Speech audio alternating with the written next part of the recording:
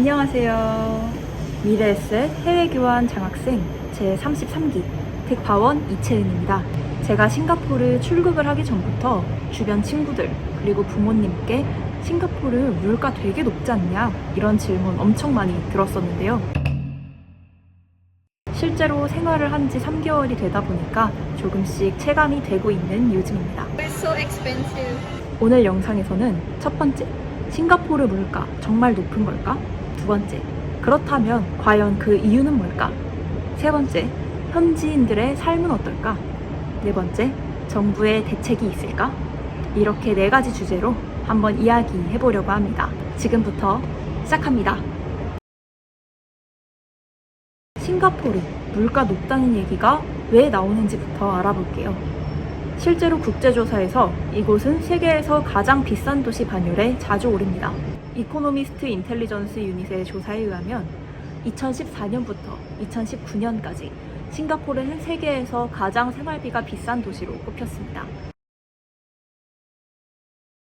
예컨대 성인 한 명이 싱가포르에서 한 달 생활할 때 주거비 포함 2,500 싱가포르 달러가 된다는 통계도 있고요. 학교 캔틴이나 호커센터에서 저렴하게 끼니를 해결할 수도 있지만 시내 외식 물가, 문화생활 등은 확실히 저도 조금은 부담스러웠습니다. 싱가포르는 섬나라로서 땅이 한정되어 있습니다. 싱가포르의 국토 면적은 733.1 제곱킬로미터고요. 인구 밀도면에서 세계 3위를 차지합니다. 바로 이 토지 부족이 주거비 상승의 큰 축이라는 분석이 아주 많아요.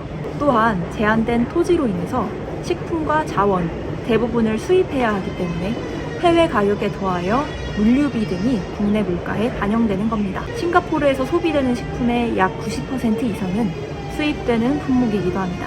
이렇듯 수입 물가에 민감할 수밖에 없는 구조라서 해외 물가 충격이 빠르게 반영되기도 해요.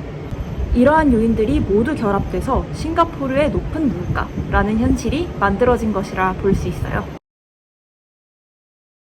우선 화이트 칼라 직종이나 비교적 고소득층이라면 싱가포르 생활 충분히 감당 가능한 수준일 수 있습니다.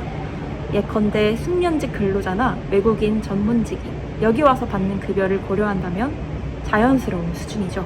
반면 저임금, 단순 노동제, 그리고 서비스직 종사자 입장에서는 물가 상승이 이곳 생활의 진입장벽처럼 느껴질 가능성이 있습니다. 빈부격차와 계층 양극화는 싱가포르의 매우 중요한 사회적 문제로 떠오르기도 합니다. 싱가포르 정부는 극빈층을 적극적으로 관리합니다. 도시 미관과 공공 치안 유지도 아주 유명하죠. 이러한 강력한 정책으로 가난이 눈에 띄지 않는 사회이지만 임금 격차와 주거 격차는 분명히 존재합니다. 실제로 제가 싱가포르에 도착한 첫날 학교로 가는 택시를 탔을 때 택시 기사님께서 대부분의 사람들은 공공주택에 거주하며 이런 단독주택에 사는 사람들은 극소수의 상류층이다 라고 언급하기도 했습니다. 마지막으로 싱가포르 정부가 어떤 제도적 대응을 하고 있는지 살펴보겠습니다. 실제로 싱가포르의 생활비를 조사한 대부분의 자료는 해외 거주자 그리고 외국인의 생활비를 반영하도록 설계되었다는 점을 유의하셔야 합니다.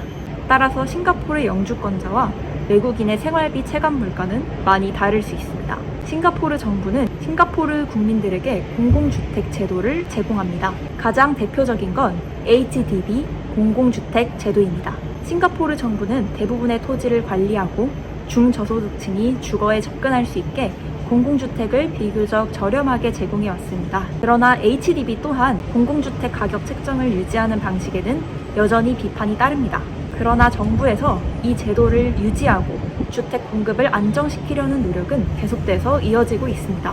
또 물가 관련해서 정부는 여러 가지 품목들이 해외 수입이며 대외 의존도가 높은 만큼 수입품 가격 변동에 대비하기 위해 환율을 핵심적인 통화 정책 도구로 활용하고 있습니다. 이를 통해 물가 충격 완화 정책을 펼치고 있죠. 네, 지금까지 싱가포르 물가를 포함한 경제 상황에 대해서 알아봤습니다. 감사합니다.